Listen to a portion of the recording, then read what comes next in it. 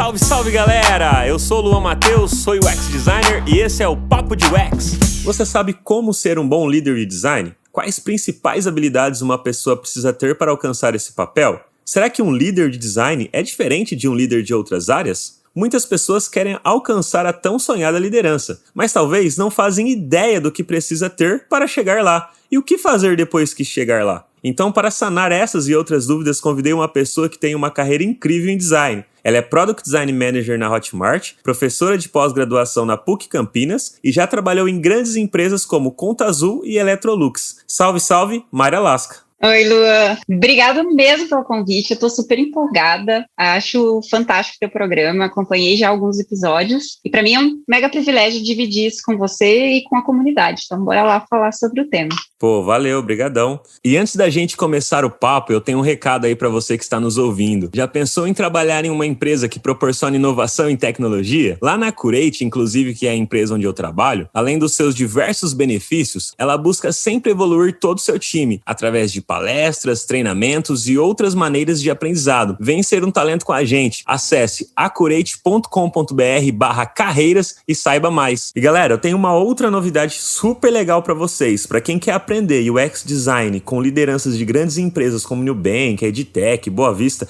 e descobrir na prática erros e acertos dessas grandes empresas digitais, então você tem que conhecer agora a Tera, que é uma escola referência em educação no mercado digital e que já foi reconhecida pelo World Economic Forum e pelo Google for Startups por sua metodologia, inovação educacional e impacto positivo na vida das pessoas.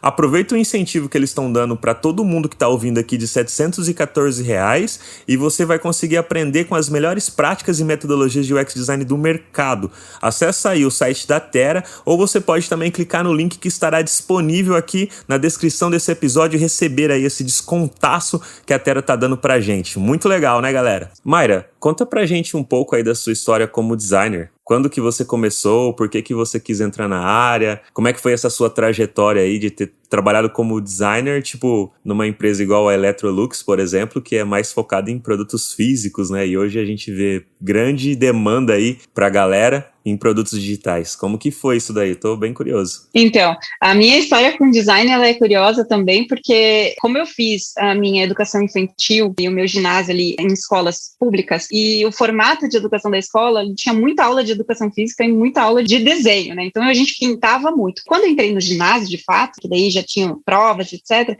eu ia muito mal em todas as matérias. Eu só ia bem em educação artística. Então eu cresci com aquela crença que eu era boa desenhista e indo para o segundo grau, o meu pai comentou, olha, tem segundo grau técnico em design, aqui desenho industrial, que era o nome na época, né? Então eu estudei para passar lá no Cefet, na escola técnica, e então já fiz o segundo grau técnico em desenho industrial. Eles dividiam o conteúdo em desenho de produtos físicos com produtos, peças gráficas, principalmente naquela época, porque a gente está falando de 96, de 96 a 2000, e comecei a trabalhar pelo estágio obrigatório. Então o meu primeiro emprego ali, meu primeiro estágio foi numa indústria de móveis para escritório, onde eu era o departamento de design, então eu desenhava tanto os móveis para escritório, as furações que tinham que passar nas tábuas, os manuais de montagem e também fazia os layouts de B2B, né? Quando uma empresa ia abrir e queria comprar todos os móveis com a gente, com a nossa indústria, eles pediam um projeto, tá aqui minha planta, põe os móveis aí, são 5 pessoas trabalhando. Então já tinha aquelas matérias de ergonomia, do Tirolida, já sabia um pouco, eu aproveitava esse conhecimento também para montar os espaços com todos os distanciamentos necessários, usando muito essa questão já de UX ali também. E daí, dali para frente, fui engatando um estágio em outro. Eu não me limitei em, quero fazer gráfico, visual, web. Eu ia realmente me movendo pelas oportunidades. Então, já trabalhei em indústria de mochilas e bolsas, onde eu desenhava a peça tridimensional, mas eu tive que aprender a abrir ela em modelagens 2D para costurar. Então, também tem regras ali que eu tinha que seguir e aprender. E as minhas primeiras interfaces com produtos digitais foram 2 experiências que eu tive com EAD, né? Que é a educação à distância. Eu sempre brinco, agora que eu estou na Hotmart, né? Eu brinco que antigamente a educação à distância era porrada mesmo. Você não conseguia colocar um vídeo para rodar, porque a internet era muito ruim, os vídeos eram pesados, então você tinha que engajar as pessoas a aprender à distância usando texto, arquitetura da informação, GIFs animados, joguinhos, né? Então a gente fazia joguinho em Flash, e essa foi a minha primeira interação assim com conteúdos digitais. Então foram 2 experiências. cheguei a trabalhar na concorrência, então eu estagiei na Whirlpool, que é a dona das marcas Brastemp e Consul, e lá eu era designer gráfica. Então eu comecei a entrar nesse mundo da multinacional, né, e eu achei fantástico, né? Tinha um departamento, era numa sala de vidro, a gente fazia workshops fechados, colava post-it na parede, e eu vivia aquela romantização do design. Eu falei, cara, é isso que eu quero fazer. Olha que legal discutir DNA da marca, entender do desejo das pessoas, como fazer os produtos. E daí foi cada vez mais fortalecendo a minha questão do industrial design. Então, poxa, quero ser isso. Voltei para Curitiba, porque é o Whirlpool em Joinville, e falei, vou focar em melhorar meu sketch. Preciso desenhar produto legal. Eu não era boa nisso. E participei do processo seletivo da Electrolux em 2007. Curiosamente, eles estavam procurando uma pessoa de interação. Então, as minhas experiências anteriores, que misturavam um pouco de tudo e essa preocupação com o usuário de maneira muito holística, colaboraram na minha dinâmica lá e acabei entrando para a vaga. Então, meu primeiro nome ali, o primeiro cargo que eu tive foi Interaction Designer Júnior e foi a primeira, aspas, o UX Design da Electrolux América Latina. E daí, dali para frente, fui tentando estabelecer um conhecimento. Naquela época, que foi 2007, o que mais bom foi o lançamento do iPhone, em junho de 2007, então já estava aquecendo. Foi a entrada das redes sociais com maior expansão ali no Brasil, então tinha o Orkut, tinha o Facebook, o YouTube também, onde o consumidor tinha voz. Então, ele começou a falar mal dos produtos também, o Reclame Aqui também escalou bastante nesse período. Então, era imprescindível que as indústrias começassem a melhorar as suas usabilidades, né, o jeito de usar, a usabilidade dos produtos, para que não caísse na malha fina do cliente tem razão, o usuário tem razão. Então, eu comecei a desenvolver minha própria técnica. Não existe literatura sobre como fazer UX para produtos físicos. Eu fui beber da fonte do IHC, né, que é o Interaction Human Computer. Então, fui entender como que a gente fazia isso em softwares e traduzir as minhas próprias metodologias ali dentro da Electrolux, construindo processos, frameworks, formas de escrever os requirements. Então, tudo isso foi evoluindo. Cresci lá, saí da Electrolux já numa posição de especialista com essa ambição de me experimentar no mercado digital. Então, eu passei pelo produto hardware, né, 100% mecânico, eletromecânico, eletrônico, digital, né, fui a UX responsável pelo lançamento da primeira linha de eletrodomésticos com tela touchscreen no Brasil e no mundo pela marca Electrolux, porque a gente nunca tinha feito isso para produtos de massa, tinha só para cozinhas industriais, e comecei a trabalhar já no produto na internet das coisas. Então, também participei do primeiro ar-condicionado conectado no Brasil, depois a gente fez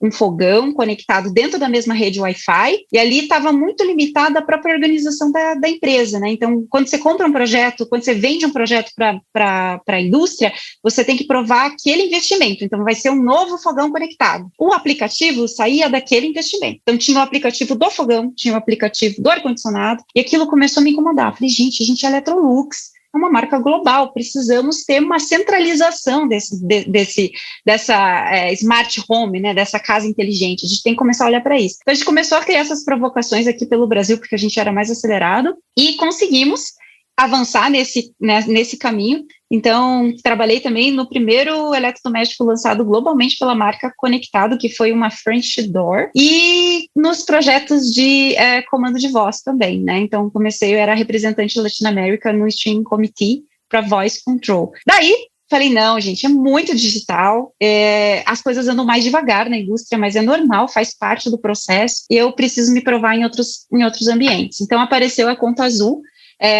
me chamou a atenção, assim, o tipo do produto, por ser uma startup que já tinha um conhecimento e uma maturidade legal de design, embarquei nessa.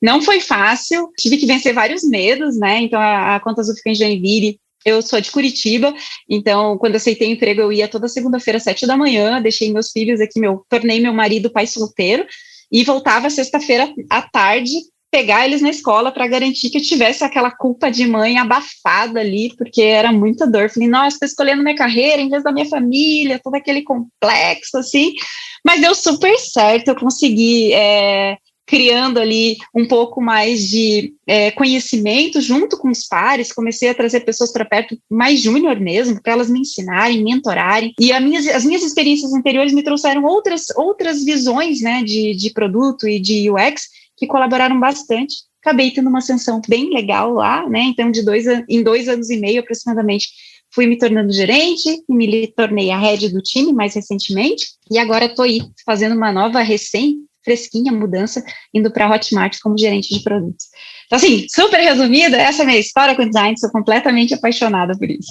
Meu, eu tô achando incrível a sua história, de verdade. Espero que a galera que esteja nos ouvindo também esteja curtindo, porque, meu, que da hora, você começou com produtos físicos, cara. Porque muitas pessoas que vêm pra UX, geralmente, por exemplo, eu comecei com gráfico, né? Então eu comecei como designer gráfico, mas já colocava a mão em código ali no HTML, CSS. Você falou em Flash, já deu uma nostalgia de várias animações que eu fiz, assim, em Flash, sabe? Até sites inteiros. Dreamweaver era pra arrastar componente, mas a gente nem usava, né? Porque ele fazia uns códigos muito porco lá. E da época que o Dreamweaver era da Macromedia ainda. Não era nem a Adobe, não tinha comprado ainda a Tríade, né? E na época a gente usava tudo pirata também, né? Tipo, ia lá, baixava as coisas, saía procurando os seriais da vida pra poder colocar, pra poder instalar no Windows ali, se ele pudesse rodar certinho. E era muito caro, né? Na época, era muito caro. Eu escutei um episódio, né, que acho que foi o Padova, eu não lembro, que falou sobre isso, né, sobre estar usando softwares, né, é muito caro.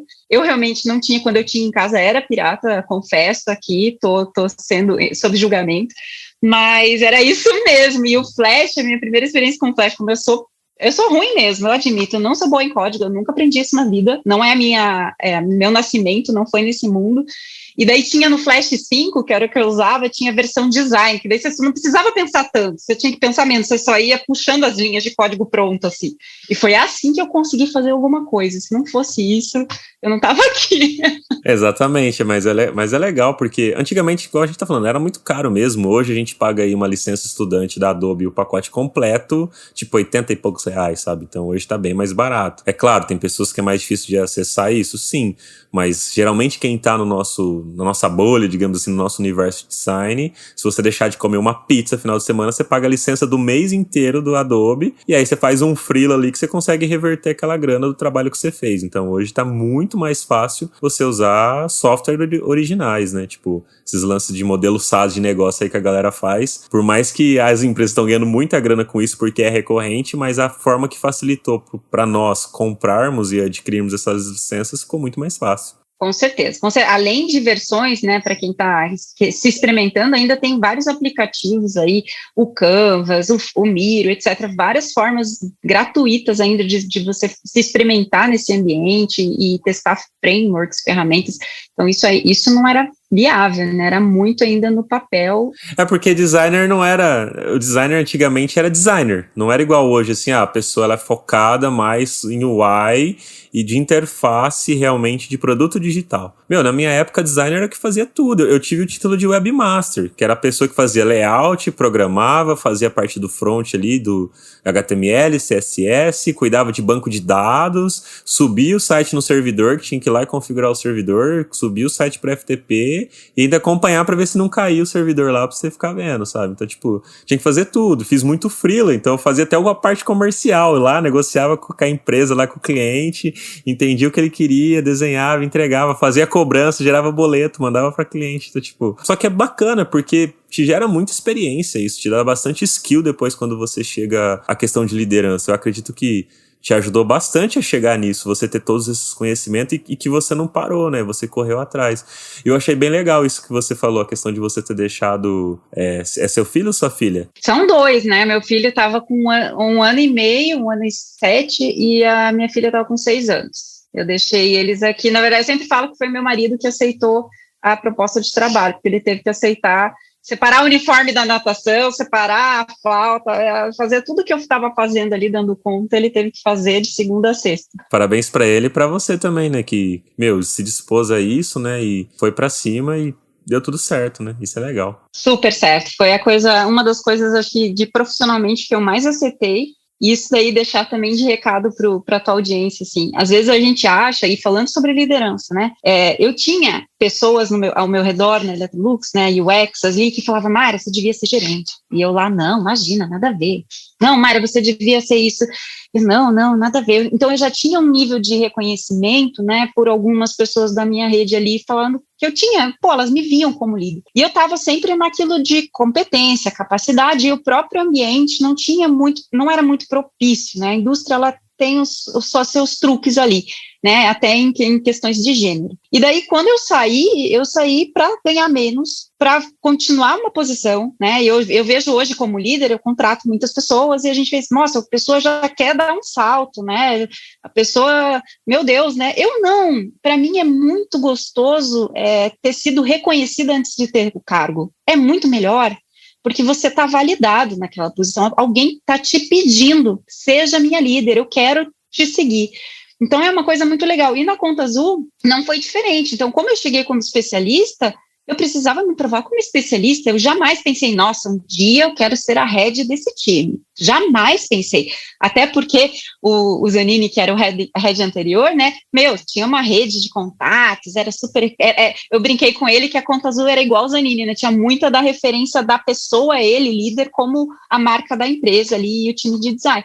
Falei, nunca vai acontecer, né? E, cara, não podia ter sido mais acertado, porque se eu tivesse esperado, eu tivesse gananciado uma posição sem provar o meu valor, eu acho que não seria tão gostoso e eu não sairia assim, né? Que eu falo de sair, porque eu saí recentemente, ali tão abraçada por todo o time, reconhecida e validada, sabe? É muito melhor mesmo. E falando sobre isso aí, você acredita que qualquer pessoa pode ser líder? Então, eu acredito sim e não. E eu quero jogar esse truque aqui do sim e não da seguinte maneira. Sim e não, porque eu já vi muita gente que nasceu para ser líder. Eu convivi com um colega que eu tenho uma puta admiração por ele. Ele era um líder nato. Todo mundo adorava ele, seguia ele, mas ele falava, eu não quero ser. O que ele queria dizer com eu não quero ser? Na cabeça dele, o tipo de liderança que ele queria não era a liderança corporativa, quer preencher Excel, quer fazer estratégia, ele era um líder criativo, né? Então, quando começaram a dar cargo, falar, não, se você quer subir aqui, você tem que ser gerente, ele falou, não, eu não quero. Eu quero outra coisa, mas ele era nato. Então, tem muito a ver com o que a pessoa quer para ela. É isso que ela quer. Então, isso é o não. Se a pessoa não quer, não adianta insistir, não adianta. E eu já vi também darem a posição para uma pessoa e essa pessoa não disse não porque ela só enxergou essa forma de crescer e ela sofreu amargamente tentando se provar numa posição que ela não tinha habilidade, não tinha interesse e não tinha capacidade. Né, competência, enfim. Então, todo mundo sofreu. Os liderados sofrem, porque fica uma pessoa que não consegue, está limitada ali, e a pessoa sofre porque ela não consegue provar o valor dela naquele cargo que ela ganhou de presente. Então, tem várias questões ali. Agora, qualquer pessoa que quiser ser líder, consegue, pode ser líder? Pode. Tem que querer. E tem que querer de verdade, né? Eu vejo muita gente querendo o dinheiro e a posição e o status, mas não quer o trabalho que não quer a dureza que você tá ali se expondo, né? É um lugar de exposição, é um lugar de coragem. Você tem que inspirar pessoas da maneira apropriada, né? Com modestidade. E o maior truque que eu vejo é que ser um líder, diferente do que as pessoas acham que é ser foda, é ser humilde. Para mim, ser um líder é você entender que você não é bom e você tem muito que aprender. Isso é legal, porque a gente tem que entender que a gente está ali para encontrar as pessoas certas, que às vezes são muito melhores que a gente, mas que a gente sabe colocar elas no lugar certo. E eu já vi muitas pessoas que se acham, ou né, são líderes ou se acham líderes, só pela confiança que elas têm em si mesmas. E isso é um narcisismo muito enganoso. Às vezes a pessoa acha, até eu escutei uma palestra esses dias que um homem falou isso, ele falou assim, às vezes a pessoa se engana, né, ela acha que ela é uma boa líder e a primeira pessoa que ela tem que enganar que ela é uma boa líder é a si mesma. Ela esquece de se desenvolver porque ela está tentando, não, eu sou bom líder, esquece de olhar realmente, porque o que eu, Mayra, acredito o bom líder sempre olha para aquilo que ele precisa se desenvolver, não para aquilo que ele é bom. Aquilo que ele é bom, ele já é bom, beleza, deixa quieto, gaveta, mas o que ele precisa se desenvolver, sabe? Então, acho que é essa a resposta aí, sim e não. Por isso que é importante pedir feedback. Eu tenho pedido muito feedback pra galera que eu lidero lá na Curate, sabe? Porque a gente tem que ver os pontos que a gente precisa melhorar. E eu sempre brinco por aqui e falo pra galera, eu sou um líder júnior. Faz pouco tempo que eu tô na liderança, então tem muita coisa ainda pra aprender. Gosto, inclusive, de ter esses papos assim com a galera que já é líder há mais tempo, que eu aprendo pra caramba. E realmente, ter essa questão da humildade de saber que a gente precisa sempre aprender alguma coisa. A galera que eu lidero lá destrói no Figma. Eu não consigo destruir igual a galera destrói lá na ferramenta, cara, porque eles estão o dia inteiro usando o Figma. Eu abro o Figma só pra acompanhar o trabalho da galera. Então, tipo, tem coisas ali que eles fazem que eu nem sei como eles fazem. E eu falo pra eles, vocês que manjam disso aí, hein?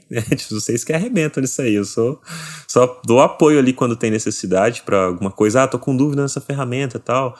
Por conta da nossa experiência de usar muitas ferramentas assim no passado, a gente consegue dar uma mão ali mesmo sem saber e ajudar eles a descobrirem alguma coisa ali juntos, sabe? E aí eu falo, estamos aprendendo juntos aqui, vamos pra cima, vamos pra frente, né?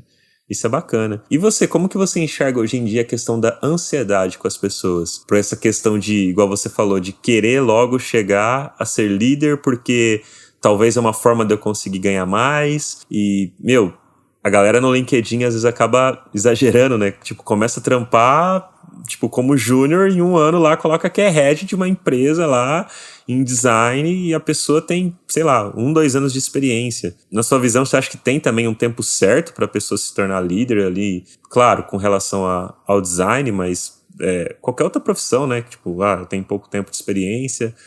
E, sei lá, eu sempre penso assim, né? Trago o exemplo aqui, um pedreiro. A pessoa não nasce já e vai... primeiro começa ali, às vezes, como um servente, vai ganhando experiência, faz várias casas, aí ela aprende como que funciona para ler uma planta, que tem que deixar uma parede retinha e tal, aí depois ela se torna um pedreiro, né? Aí depois ela vai fazer uma faculdade que é ser arquiteta, engenheira e tudo mais. Sei lá, eu tenho comigo esses pensamentos que talvez seja necessário um tempo ali de experiência, mas gostaria de ouvir a sua opinião, né? Não, super. Eu concordo muito com a sua, mas vou trazer duas coisas assim, que eu acho importante. A primeira é o viés da minha própria história. Se eu considerar meu primeiro estágio e o dia de hoje, tem uma distância de 21 anos. Então, o meu primeiro estágio eu tive em 2000, e agora aqui estamos em 2021, e eu escolhi mudar de empresa e sair de uma posição de head para uma posição de gerente. Então, eu desci um degrau de volta na escada, com a confiança e na minha competência, né? No quanto eu posso crescer e continuar aprendendo e de repente, fortalecer algumas skills. Então, na minha própria experiência, tem esse viés de que é importante primeiro você ser do que você ter. E o que eu penso sobre isso, Luan, eu gosto de fazer uma analogia, você fez várias analogias legais ali, mas uma que eu acho que vai encaixar bastante no público é pensar, a gente não faz experiência? Quando a gente olha e estuda usuários e a experiência do usuário, a gente não tem o termo heavy user, né, ou first use, né, com o primeiro uso e o cara mais experiente. Quando a gente está desenhando uma interface complexa, ou se a gente puder trazer o exemplo de videogames, existem formas de você desenhar as fases do videogame e você vai ganhando confiança e competência para ir passando por elas, e tem uma emoção maravilhosa em você conseguir concluir a fase 1, a fase 2, a fase 3. Estou evoluindo estou ganhando, né, skills, né? Eu não jogo muito videogame, meu marido que joga. Mas vai ganhando um monte de coisa, ferramenta, grana, sei lá, e vai ficando fodão. Pô, dá um prazer de saber que você conquistou aquilo no videogame, beleza. E um UX que está desenhando videogame, ele pensa nisso, ele deve pensar, eu preciso criar os níveis de expertise aqui para eu ir me adequando à experiência das pessoas, porque se eu botar uma fase muito difícil no começo e a pessoa entrar sem saber nada, ela vai tomar porrada, não significa que ela não vai conseguir dar conta, talvez ela demore mais e apanhe mais, um dia ela vai, mas ela está pulando etapas. Então, quando eu penso e quando eu lidero, na verdade, quando eu preciso mentorar meus liderados a respeito dessa ansiedade, digamos assim, eu falo sobre isso. Tem como pular 5 degraus e não quebrar uma perna? Talvez tenha. Mas eu acho que alguns ossinhos vão ficar machucados e talvez, né, você demore mais tempo para sentar na cadeira. Então, o que acontece? Vem lá uma empresa B e fala, cara, aqui você é lead, bora, você está aí como pleno, sendo, aqui você vai ser lead, vem, eu te pago para você ser lead. A pessoa, puta, olha só, eles estão me achando lead, eu vou para lá, cresci rápido, aí você chega lá, você estaciona uns 2 anos, e você não sabe o que está dando errado, porra, mas agora eu não cresço, o que aconteceu? Cara, eles já te promoveram com você devendo na cadeira. É uma estratégia que o mercado está usando. Eu pego uma pessoa que está passando de uma fase para outra, ainda não chegou nela, eu pago por isso para desenvolver ela. Então, gera uma ansiedade também do cara ficar 2 anos como lead e nada mais aconteceu, mas está errado. Como assim? Então, tem que cuidar com isso. E as porradas. Agora tem o outro jeito, que é jogar a fase 1 primeira, fase 2 primeira, fase 3. E isso depende de cada um, né? Então, por exemplo, se a gente jogar o mesmo videogame, Luan, que eu tenho certeza que você vai zerar as fases antes que eu, porque você é melhor que eu em videogame, entendeu? Então, talvez você cresça mais rápido que eu na carreira e pronto, porque você tem as suas habilidades ali, desenvolveu capacidade de aprendizagem, aprendeu rápido o negócio, correu atrás, viu teus gaps, preencheu e avançou mais rápido. Talvez eu esteja mais lentinha, talvez eu tenha a mesma habilidade que você, eu consiga desenvolver as mesmas habilidades, mas eu tenho o meu tempo para chegar lá. Então, eu acho que, em resumo, o que mais é importante para gerenciar essa ansiedade é autoconhecimento, né? O quanto você acredita que você, mas humildemente, está pronto para pegar a bucha de uma liderança, para liderar 5 pessoas, 10 pessoas, para ser uma referência para essas pessoas, não técnica, que nem se falou, referência técnica, meu time está cheio. Não é isso, é uma referência de coragem, uma referência de guidance, né, de orientação, o cara que vai lá e se expõe, defende o design, defende a maturidade do design, está pronto para isso, sabe? Então, eu acho que autoconhecimento é a chave do negócio e eu não apoio, Mayra, quando eu consigo, eu não apoio esse movimento aí de pular a cadeira, porque eu acho que a gente perde tanto e apanha tanto que é capaz de abalar nossa confiança de a gente ser capaz de ser um líder, né? Então, você pula para uma posição de lead, apanha tanto que você fala, cara, quer saber? Acho que eu sou uma merda nisso, não quero mais ser. E às vezes você só fez o caminho errado, né? Você quis encurtar o caminho e, na verdade, podia ter ganhado um pouco mais de expertise ali no assunto. E acaba igual você falou, né? Hoje em dia, por conta desse boom que deu o mercado digital, né? Por decadência, assim, com relação à questão da pandemia, né? Eu acho que a pandemia acelerou isso, né?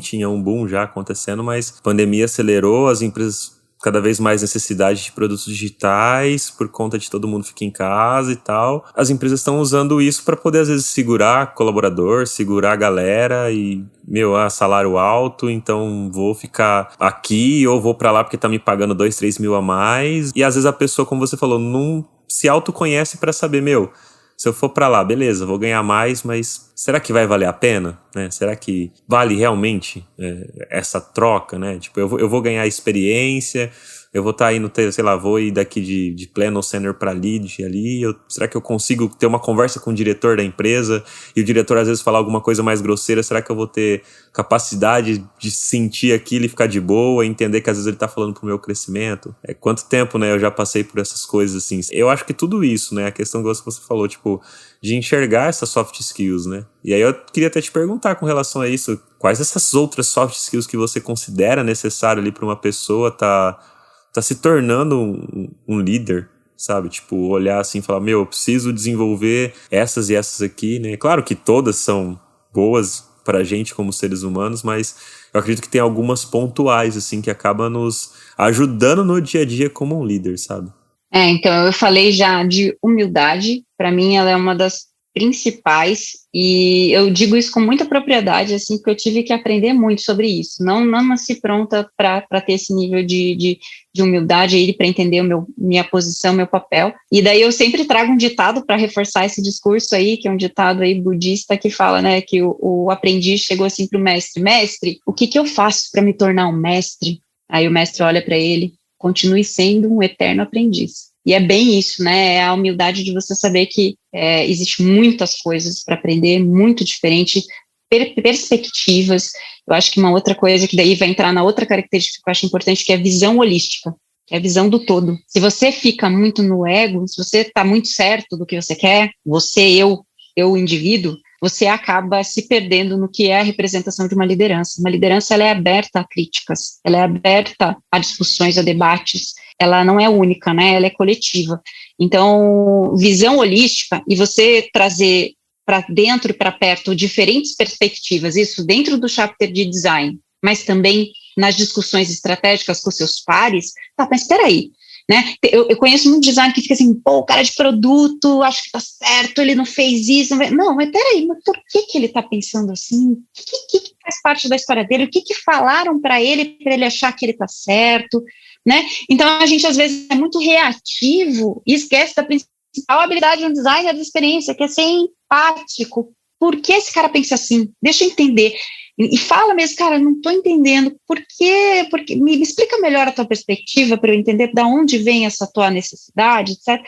Então, eu acho que também visão holística, que é construída a partir de humildade, é muito importante você ficar lá de olho em tudo. Uma coisa que eu acredito, não sei se também tem mais a ver com a minha personalidade, mas para mim deu certo, é coragem. Eu falo coragem porque talvez, Lua, sem ficar levantando polêmicas de gênero, mas talvez eu acho que mulheres, elas estão um pouco mais intimidadas nesse sentido. E a minha personalidade, eu sou uma pessoa muito comunicativa. E sempre tive muita coragem de falar o que eu pensava. Confiança e coragem, né?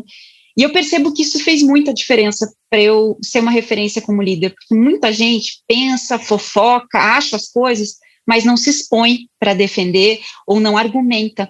E às vezes você precisa estar lá com o CEO e falar, cara, a gente tem uma pesquisa de segmentação montada para esse público? E o cara vai falar, não sei. E muita gente fica quieto, né? Eu lembro assim que já aconteceu comigo, eu estou numa reunião, aí eu falava uma coisa assim que para mim estava muito tranquila, era óbvia, só precisava ser dita. Eu vou falar, né? Como assim estão falando isso? Aí meu Slack pipocava assim, nossa, você falou isso, nossa, eu não acredito que você falou isso. Eu falei, gente, é só falar, se todo mundo concorda, por que eu tive que ser a primeira? Então eu acho que ter a coragem de falar, só que sempre baseado em argumentos e não em achismo. Eu acho que isso está errado. Não era assim. Por quê? Né? Então você tem que embasar, tira de você e traz para o senso comum, né? Faz com que as pessoas enxerguem aquela tua opinião não como sua. Ela é uma opinião de solução, de resolução, de negócio. Então, eu acho que também moldar a comunicação. Comunicação, gente, eu também tenho liderados introspectivos, né?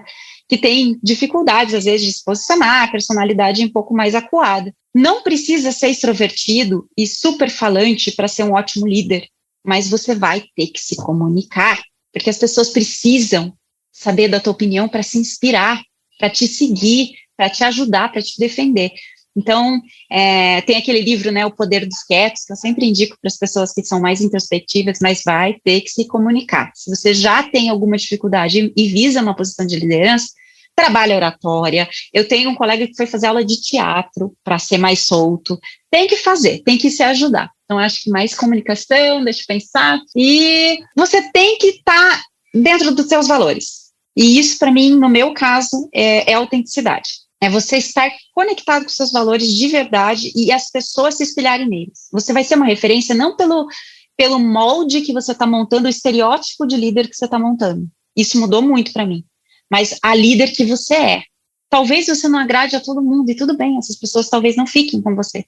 Mas você tem que ser autêntico. E você tem que estar na tua verdade, na tua transparência. Aí...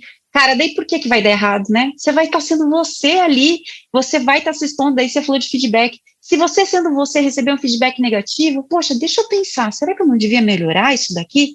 Porque não era uma simulação do que você pensa, era você verdade ali, né? Então, tem como você trabalhar. Então, eu acho que, assim, tem um monte de coisa, Lua, que eu acredito, mas eu acho que esses aqui são os principais fatores que levam, na minha opinião, uma pessoa a ter esse reconhecimento e significar uma inspiração, né, para as pessoas. O líder tem que ser uma inspiração. Que legal, Mayra. Igual você falou assim, por você ser mulher e tal, ter chego na liderança, e eu vejo que você tem bastante energia e tal, é bastante comunicativa. Você já chegou a sofrer algo por isso, assim, por falar, nossa, mas a líder nossa é mulher, não sei o que e tal. E aí você é bem pra frente, assim, toda, tipo, né? Porque a gente tem esse estereótipo aqui, muitas pessoas são machistas, às vezes eu posso ter tido, às vezes, alguma atitude machista sem querer ter sido, porque a gente é criado às vezes assim, e eu sempre busco, prestar muita atenção nas minhas atitudes, cada vez mais, ainda mais com essa questão de liderança. Às vezes eu olho bem o que eu tô escrevendo pra alguém que eu tô liderando, ainda mais se for mulher, porque de repente eu falo alguma coisa e a pessoa pode entender errado, ainda mais escrita, né, que você não tá transmitindo ali a tua sensação, ela não tá te vendo, não tá vendo tua cara, não tá vendo sua reação, pode entender qualquer coisa. Então eu busco, todo momento prestar atenção nisso, mas a gente sabe que em algum momento eu posso ter errado, né? Então, e você sofreu algo com relação a isso, né? Igual eu tô te perguntando, né? Por ser mulher, por ser enérgica, assim, pra frente e tal, chamar pra conversa e tudo mais. Já, mas tem muita relação com o ambiente, né? Com o contexto. Então, quando a gente tem a cegueira de não saber que é o contexto, você acha que você que tá errada, né? Então, eu acho que isso também valeu muito pro meu crescimento. Foi uma paulada de aprendizagem mesmo. Mas sim, já tive, e para mim ficou assim, sabe quando você revela um segredo, assim, uau! Quando eu vi o TED da Sheryl Sandberg, que é ela, a C-Level, que já foi do Google e agora está no Facebook com o Mark Zuckerberg, também escreveu um livro que se chama Faça Acontecer, e ela traz esses vieses aí do gênero, né, que quando uma mulher ela se posiciona de maneira mais forte, mais expressiva, etc, ela até conta de um estudo de caso onde o mesmo texto biográfico tinha o nome de uma mulher, essa mulher fez isso, e outra folha tinha o nome de um homem, e eles deram para grupos diferentes e disseram, né, o que vocês acham dessa pessoa? E o grupo que leu a biografia do homem falou, esse cara é foda, ele é incrível, olha só o que ele fez. E o grupo que leu a biografia da mulher, mesmo com mulheres, né, nesse grupo, falaram, não, ela é arrogante, ela passou por cima de todo mundo. E era o mesmo texto, só mudava she, né, e he, só ele e ela. Então, isso é verdade, eu percebi isso, só caiu minha ficha depois, então sim, já fui estigmatizada como, você sempre tem razão, ou você força demais a barra, depois que você fala ninguém mais tem, sabe, já aconteceu, principalmente pela energia da minha comunicação, e assim, Lua, uma grande realidade tem que se moldar. Mas eu quero ser eu mesma, sei lá, não, pode ser você mesma. Mas se você quiser se tornar um exemplo para as outras mulheres e começar a entrar nesse mundo, algumas coisas você vai ter que mudar. Então, o que eu percebia comigo? Para eu provar valor nos meus discursos, eu comecei a ser mais ríspida, mais forte, né, mais impositiva, porque eu sentia que ninguém me levava a sério, né, tinha piada, né, tinha um monte de coisa, e daí isso foi negativo para mim, porque daí eu comecei a perder minha audiência, porque elas tinham essa visão de mim. Falei, cara, mas não é isso que eu quero passar. Então, eu sentei um belo dia e aceitei. Falei, cara, não é assim que eu quero ser vista. Se é assim que o meu comportamento está chegando do outro lado, o que eu faço para mudar isso? Então, eu me adaptei mesmo. E eu não me arrependo, Lua, porque eu estou muito mais conectada com o que eu acredito, com o que eu sou, e eu adaptei minha comunicação para a minha verdade. Então, sim, dá mais trabalho, você tem que ter mais argumento, porque não é tua força, a tua energia que vai vender a tua ideia, mas vai ser a maneira de persuasão que você vai usar ali. Então, tive outras situações, assim, éticas e moralmente bem desagradáveis, mas eu acho que a gente tem que aprender com elas. Não existe agressor ou vítima, existe autorresponsabilidade. E eu, como mulher, eu estou assumindo essa responsabilidade de poder me tornar uma referência para que outras mulheres venham e acreditem nelas mesmas. Então, eu tento passar muito dessa história de aprendizagem para as minhas lideradas mulheres. E, cara, eu acredito que, na verdade, todo mundo é único. Tem muito homem que não queria também estar tendo uma exposição ou ter uma posição de liderança que, às vezes, foi enfiada para ele, e ele tem que ser macho o suficiente para estar provando o valor. Cara, às vezes o cara está sofrendo amargamente, ele só queria estar fazendo o trabalho dele. Então, tem dores dos dois lados, e eu tento fazer o meu papel, até essa onda mais recente aí de diversidade de gêneros e outras diversidades. Tem gente julgando, vaga só para mulher, vaga... Cara, na verdade, assim, aproveita. A gente precisa ter um espaço, vamos aproveitar esse espaço, mas seja aquela pessoa que você quer que mais pessoas sejam, sabe? Né, tem aquele ditado, se você não encontrar existe um monte de pessoa boa, se você não encontrar uma pessoa boa, seja uma delas, né? Então, é isso que eu tô tentando aí levar para a vida. Não sou perfeita, não erro pra caramba, mas... eu mantenho minha consciência para chegar lá, para sempre estar trazendo um bom exemplo aí para a comunidade, para os designers, para as mulheres, para todo mundo. Ótimas dicas aí para as mulheres que estão nos ouvindo, né? E acredito que vai inspirar muitas pessoas aí. E você acha que um líder de design é diferente de um líder de outras áreas? Os desafios que a gente enfrenta como líder de design, sei lá, são totalmente o oposto, assim, que um líder de outra área enfrenta, ou tem que ser específico? Por que eu pergunto isso? Antigamente a gente não tinha líder de design. Eu nunca tive um líder de design, sabe? Eu cresci, a maioria do tempo, na verdade, em empresas que talvez eu era a única pessoa do design. Então, era o eu keep ali sozinho, trabalhando, lutando, sabe? Correndo atrás para ter um lugar ao sol, né? Igual a galera fala. E, qual que é a sua visão a respeito disso? Olha, na verdade, eu acho que toda área e toda pessoa é única.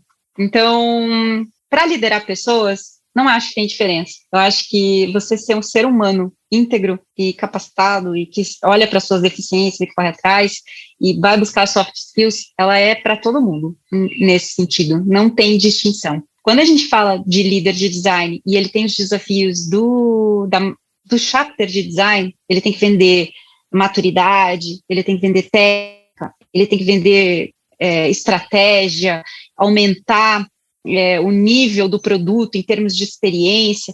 Aí sim, eu realmente acredito que você ter conhecimento na área, na técnica e o cross, né, o quanto que o design, a disciplina design pode impactar o teu negócio, faz muita diferença, né? Então, eu também já não tive líder, já tive líderes gerentes de design industrial, né? Na Electrolux eu tinha líderes que não eram da formação de interaction, mas eram de UX, enfim, mas eram de design. Só que eu também já tive líderes de tecnologia. E qual é a diferença? Vou dar um bom exemplo, assim. É muito mais difícil eu convencer o meu líder que tem uma formação de tecnologia, aí, um CTO, enfim, um CPO, da importância daquilo que eu estou dizendo, do que eu convencer um líder de design da importância do que a gente precisa fazer para a disciplina, né? Esse cara que já está dentro do nível executivo, que chega no CEO e fala, né, cara, a gente precisa contratar mais researchers. Olha só, a gente fez essa contratação de research aqui, olha o impacto que deu no resultado do negócio nessa área, que foi o único lugar que a gente investiu em pesquisa. Cara, vamos aumentar. Eu preciso ter uma voz de um cara que bate lá na porta do presidente, fala da importância, mostra número, que traz estratégia, que traz regra, que também traz a tal da humildade, que fala, cara, se der errado, eu assumo o risco. Fui eu que errei. Então, a gente vai ter que ter, sim, tem o líder de pessoas, que para mim tem que ter habilidades em comum com qualquer líder, mas tem o líder de design, que é o cara que vai ajudar a gente, como comunidade, a levar um design a nível estratégico, que muitas empresas ainda não têm.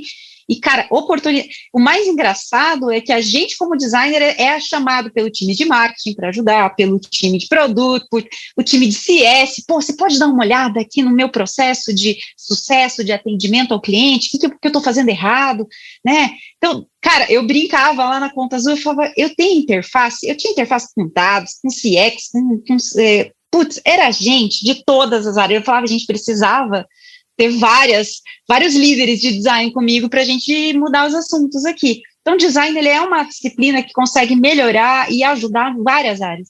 Só que se a gente não provar essa verdade através de resultado para o cara lá que está de olho no negócio, a gente não chega lá. E para isso precisa ter, eu acho que sim, ter conhecimento técnico de design, estudar UX Strategy, estudar outras habilidades ali de cross, né? Eu, por exemplo, eu escolhi fazer um MBA em marketing, não porque eu queria aprender marketing, porque eu queria discutir com o time de marketing o quanto era importante, por exemplo, naming os nomes no eletrodoméstico.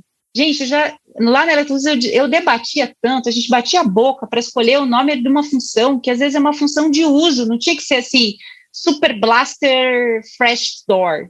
Caraca, ninguém vai saber para que serve isso, não, tem que ser uso.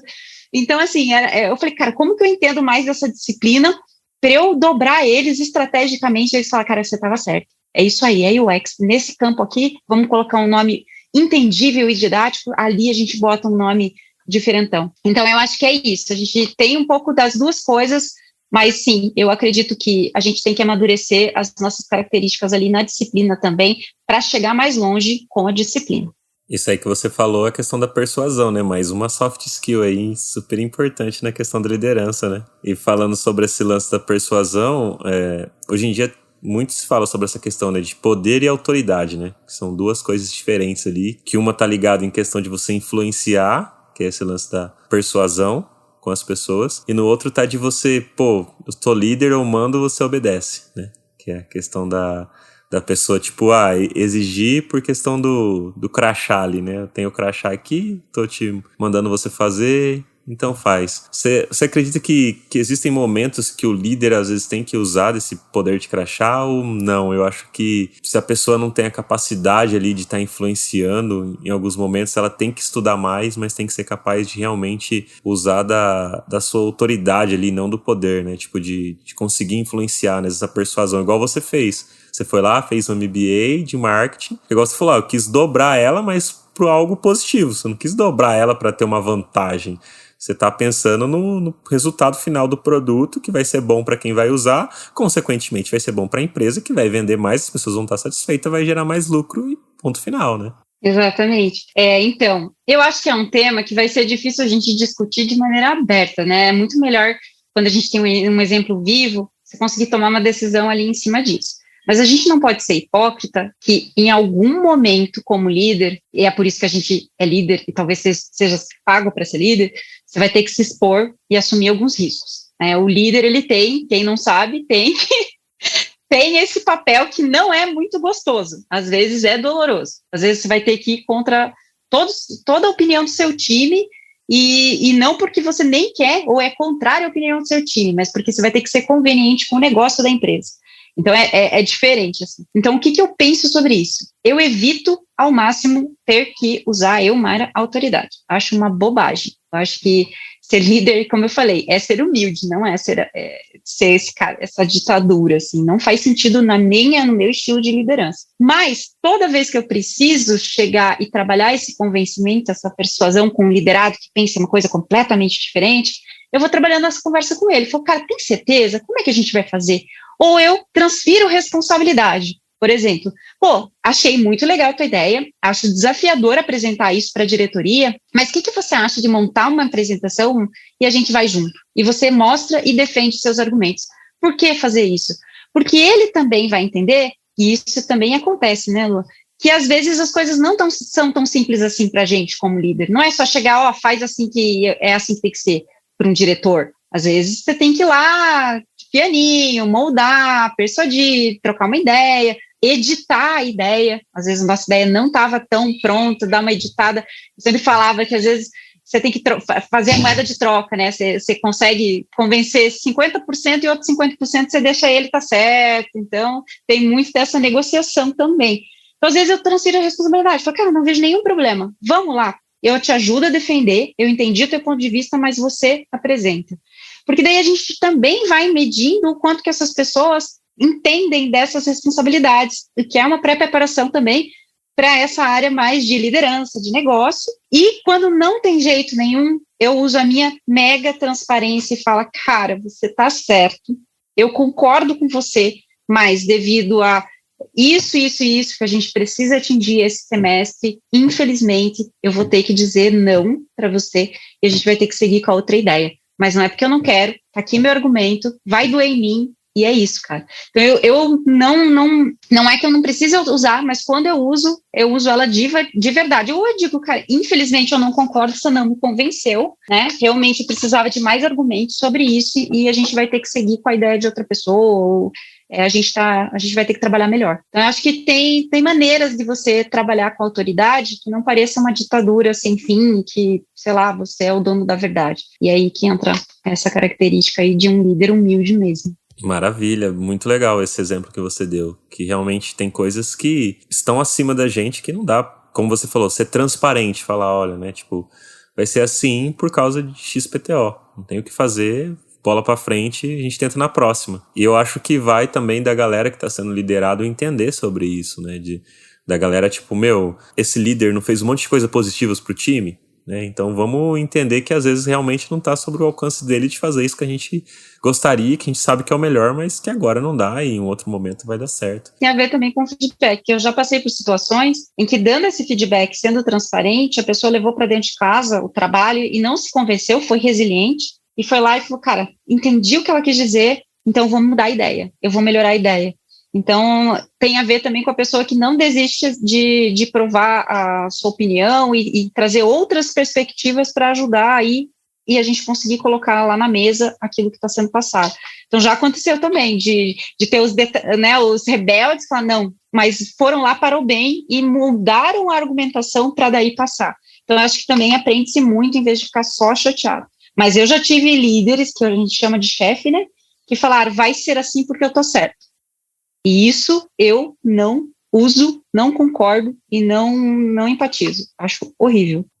Realmente, mas esse exemplo que você deu da pessoa proativa ali é até bacana e positivo para a pessoa que está sendo proativa em mudar a ideia dela inicial, porque ela quer de fato não só ter razão, Ela quer, de fato, ajudar ali a empresa, ajudar o projeto, quer que as coisas andam e que façam melhor. E hoje em dia, com essa questão de um monte de sopras de letrinhas que a gente tem, né? Na questão da liderança também, né? Tipo, você tá como head, aí agora você tá como manager, tem a questão do lead. Pra galera que tá nos ouvindo ali entender um pouco melhor essas camadas ali, como que funciona? Primeiro você é lead, depois você vira manager, depois você vai pra head, depois você vai diretor, depois você vai CEO, porque a galera às vezes, é muita letrinha, muita coisa, muita nomenclatura e até às vezes eu me perco, tipo, vê uma coisa nova lá, eu falo, meu, o que é isso? É uma coisa nova agora? Se ter não sei das quantas XPTO, eu falo, meu Deus, o que faz essa pessoa nessa empresa?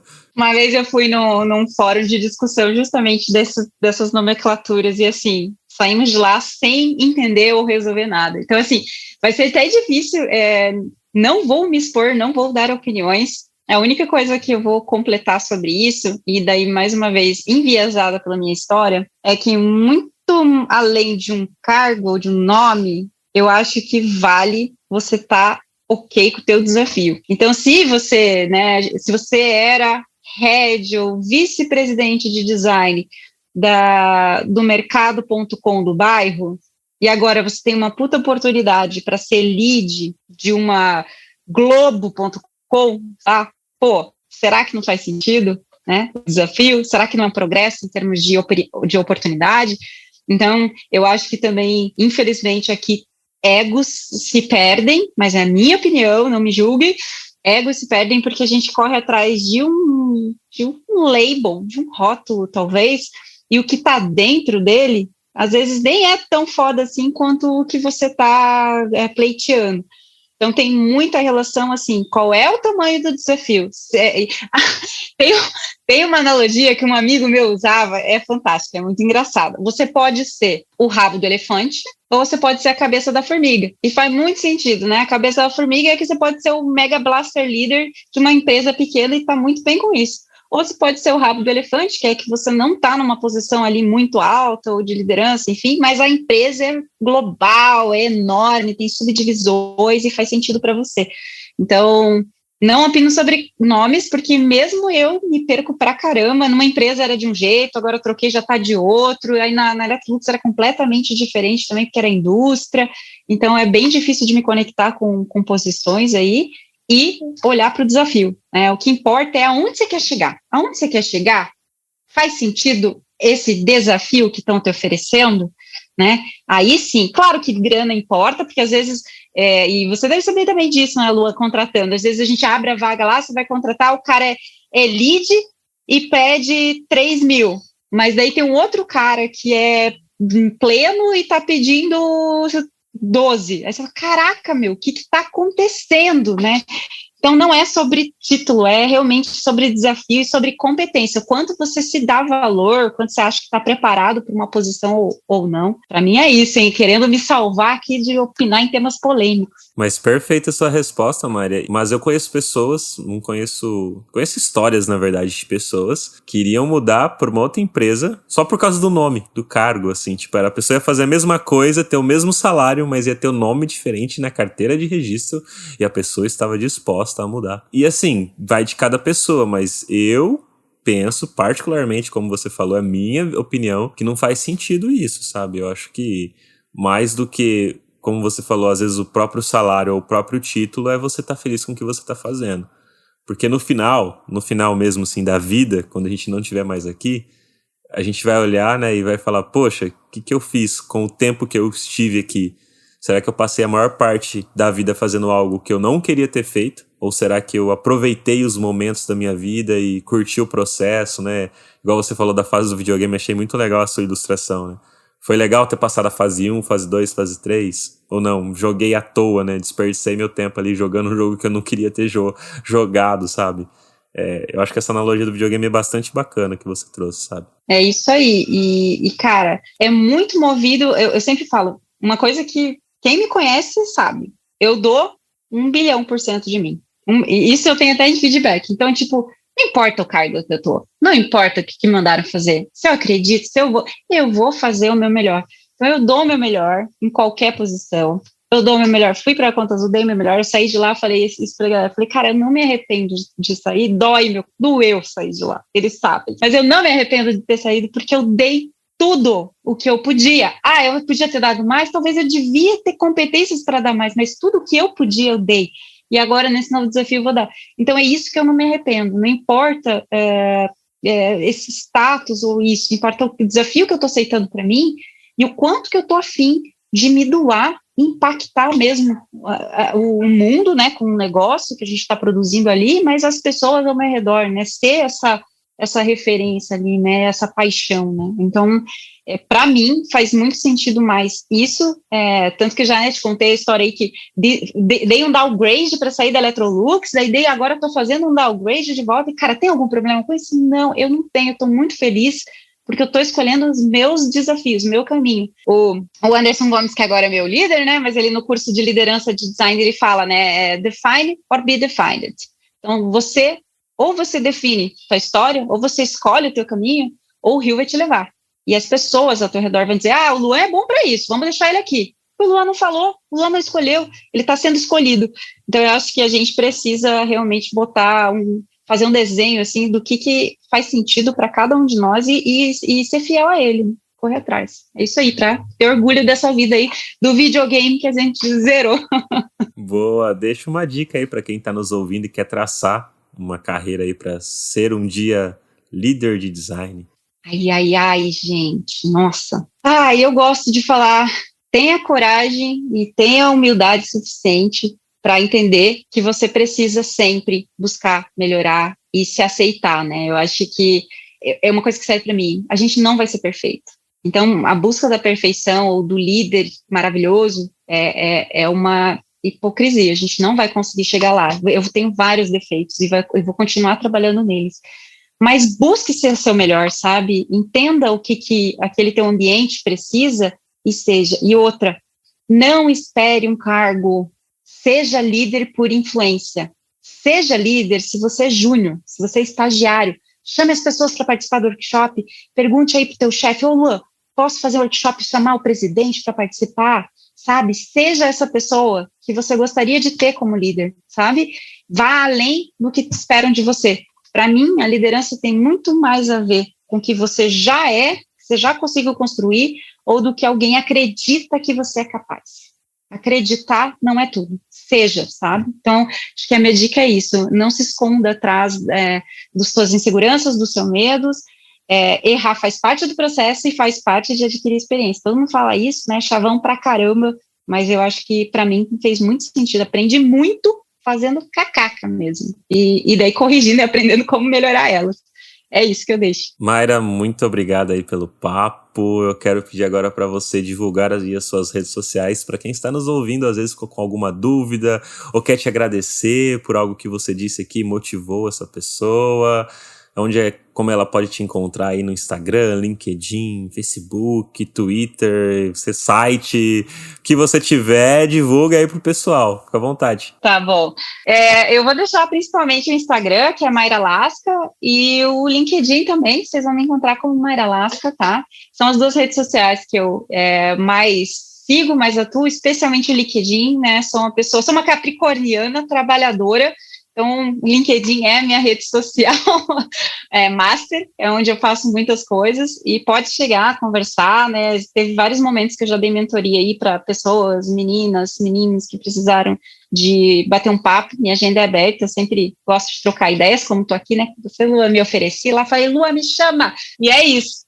E eu fiquei super honrado, eu falei, mano, a Head da Conta Azul quer falar comigo na época que você tava na Conta Azul. Eu falei, você é louco, hein? Ó, tô quase zerando a vida agora, ó. Fiquei super feliz de verdade, assim, tipo, até falei pros meus amigos, falei, mano, que legal, porque, tipo assim, o pessoal da Conta Azul, quando eu trabalhei na outra empresa que eu tava anteriormente, chama Soften, a gente olhava algumas coisas da Conta Azul, assim, porque também vende os mesmos tipo de sistema e tudo mais, né? Então, sempre foi algo inspirador, assim, o time de design, as construção, né?